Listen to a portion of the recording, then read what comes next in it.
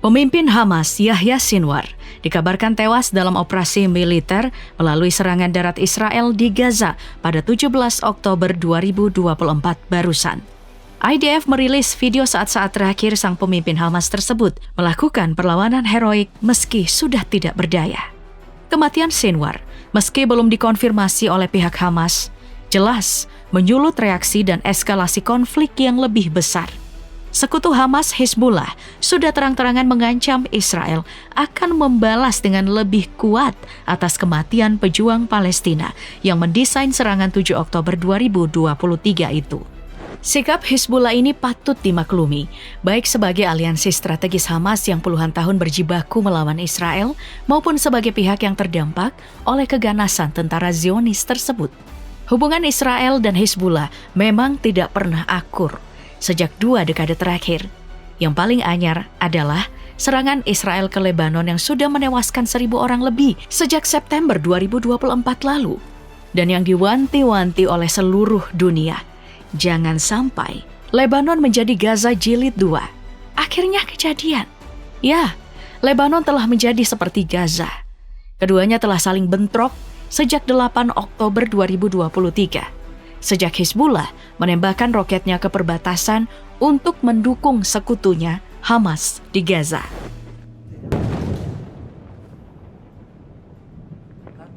Setahun berlalu, keduanya tetap saling bentrok. Sejak Oktober, pasukan IDF secara resmi melintasi perbatasan ke Lebanon dalam serangkaian serangan yang dimaksudkan untuk mendahului invasi darat yang lebih luas. Israel juga telah melakukan pemboman udara besar-besaran terhadap Lebanon dan invasi darat yang katanya bertujuan untuk mendorong Hizbullah mundur dari perbatasan dan memungkinkan penduduk terlantar di Israel Utara untuk kembali. Rentetan serangan hampir terjadi setiap hari, menargetkan pemimpin-pemimpin Hizbullah. Sampai pada 10 Oktober, serangan udara Israel menargetkan Wafik Safa, anggota senior Hizbullah yang mengepalai Dinas Keamanan Hizbullah dan mengelola hubungan kelompok dalam politik Lebanon. Safa kadang disebut sebagai Menteri Pertahanan atau Menteri Dalam Negeri Hizbullah. Serangan Israel ini menghantam sebuah kawasan pemukiman padat penduduk. Israel tidak pernah menyerang daerah ini, juga tidak mengeluarkan peringatan evakuasi menjelang serangannya. Padahal, ini adalah serangan paling mematikan di pusat kota Beirut sejak awal pertempuran Israel-Hizbullah. Safa selamat, tapi sebagai gantinya, serangan ini menewaskan sedikitnya 22 orang dan 117 lainnya luka-luka. Sebelumnya, Israel juga melancarkan serangannya sampai ke Taman Iran di dekat desa Lebanon Selatan dan mengibarkan bendera Israel di atasnya, sekaligus juga menghancurkan patung Qasem Soleimani yang menurut Mahkamah Pidana Internasional ini merupakan kejahatan perang. Di hari yang sama, di mana Israel menargetkan Wafik Safa, 3 posisi UNIFIL, pasukan perdamaian PBB di Lebanon Selatan, termasuk pangkalan di Naqourah diserang, melukai 2 penjaga perdamaian Indonesia. Akibat insiden ini, pernyataan kecaman bersama pun dirilis oleh Prancis, Italia, dan Spanyol. Sampai di tanggal 13 Oktober, serangan drone kamikaze Hizbullah terhadap pangkalan militer di Israel Tengah di dekat kota Binyamina menewaskan 4 tentara dan melukai 58 orang lainnya.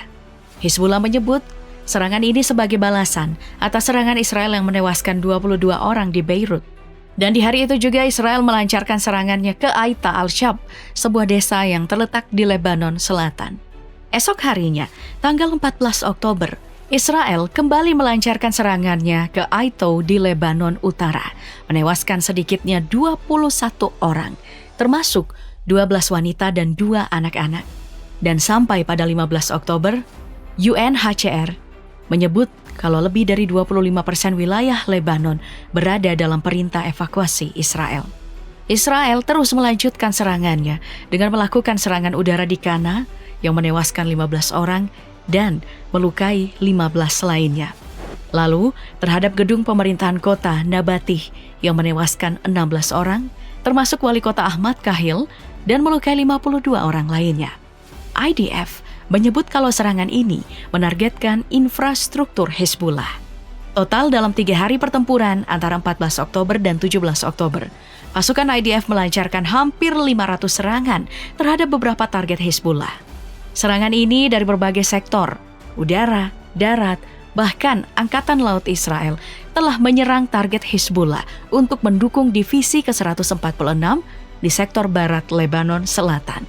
Hizbullah pun membalas dengan meluncurkan puluhan rudal menargetkan barak Beit Lit sebelah timur Netanya. Berdasarkan rekaman, serangan ini disebut menyebabkan kebakaran dan kerusakan sejumlah bangunan. Bukan cuma menarget Beit Lit, Hizbullah juga menarget pemukiman Kiryat Shmona dan Tel Aviv. Di Kiryat Shmona, Iron Dome disebut gagal menghalau serangan roket itu.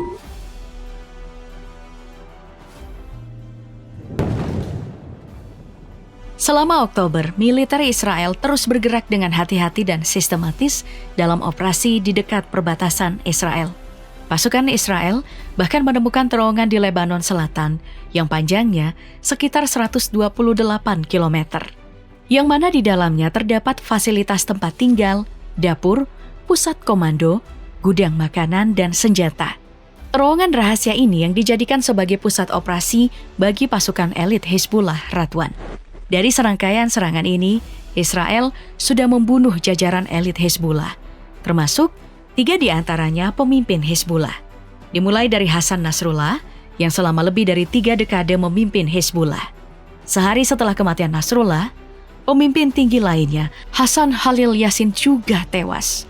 Bukan hanya kedua pemimpin Hizbullah ini, Hashem Safieddin yang diharap menggantikan Nasrullah sebagai pemimpin tertinggi Hizbullah juga terbunuh. Ia dilaporkan tewas saat pasukan IDF melancarkan serangan udaranya di pinggiran selatan Beirut pada 3 Oktober. Itu artinya ada 3 kepala Hizbullah terbunuh hanya dalam waktu seminggu.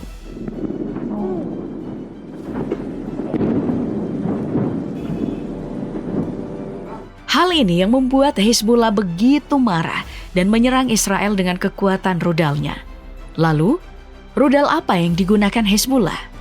Untuk rudal yang dipakai, Hizbullah menggunakan rudal berbeda di lokasi yang berbeda. Saat menyerang Tel Aviv, Hizbullah menggunakan rudal Qadir 2. Ini merupakan rudal balistik permukaan ke permukaan yang diklaim dikembangkan oleh para insinyur Hizbullah.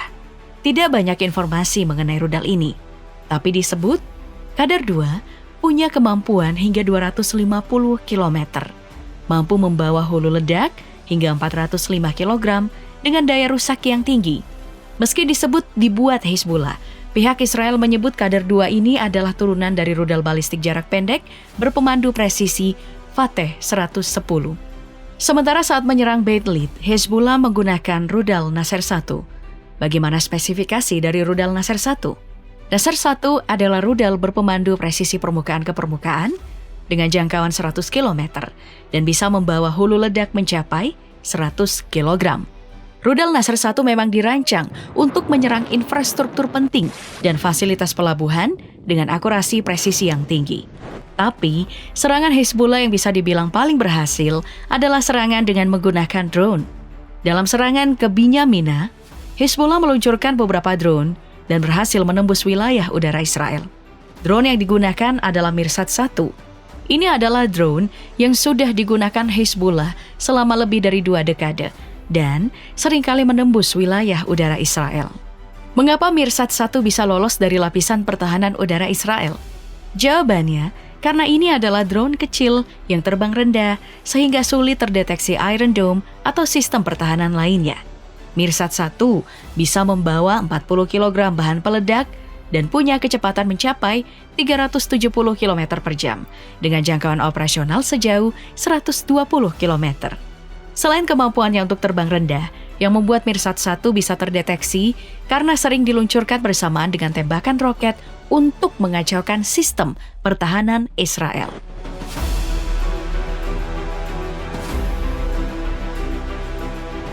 Lalu bagaimana dengan respon internasional? Selain kecamannya, Italia memberlakukan embargo senjata penuh terhadap Israel. Embargo tersebut mencakup pemblokiran semua kontrak yang ditandatangani setelah 7 Oktober. Dengan lisensi yang ada, ditinjau berdasarkan kasus per kasus untuk menilai potensi resiko penggunaan material militer dalam konflik. Perdana Menteri Italia Meloni juga mengecam dugaan serangan Israel secara sengaja terhadap pasukan penjaga perdamaian di Lebanon, mengingat Italia adalah penyumbang pasukan terbesar di Eropa. Sementara Prancis, setelah seruan embargo senjatanya, Prancis mulai menjauhkan diri dari Israel. Prancis bahkan melarang perusahaan-perusahaan Israel untuk menghadiri pameran senjata. Sama dengan Italia, tindakan ini terjadi setelah Israel menyerang pasukan penjaga perdamaian Unifil Prancis di Lebanon. Di sisi lain, dunia Arab terpecah menyikapi konflik antara Hizbullah dengan Israel, terlebih atas kematian pemimpin tertinggi Hasan Nasrullah.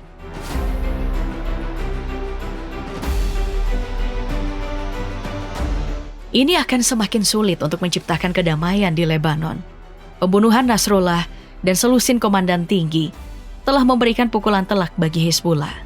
Tapi meski Hizbullah telah melemah, mereka tetap bersikeras. Kelompok ini terus menembakkan rentetan roket ke Israel dan menyatakan siap untuk bertempur. Ketegangan keduanya bukan pertama kalinya. Para pengamat menyebut serangan Israel ke Hizbullah ini sebagai perang Israel-Lebanon yang ketiga. Penyebut istilah ini tentu bukan tanpa alasan, sebab perang Israel-Lebanon ini rupanya punya sejarah panjang yang bermula puluhan tahun yang lalu. Di era 2000-an, Hizbullah berhasil membuat Israel angkat kaki dari Lebanon Selatan setelah lebih dari 22 tahun menduduki wilayah ini. Perang kembali meletus selama 5 minggu pada tahun 2006, yang pada akhirnya dimenangkan oleh Hizbullah. Lalu pada tahun 2023, konflik antara Israel dan Hizbullah kembali memanas. Hizbullah kembali melancarkan invasi ke Israel sehari setelah milisi Hamas Palestina melakukan invasi. Peristiwa perang Israel-Hizbullah kemudian mencapai puncaknya di tahun 2024. Apakah Hizbullah akan kembali memenangkan perang setelah upaya meredakan konflik telah gagal?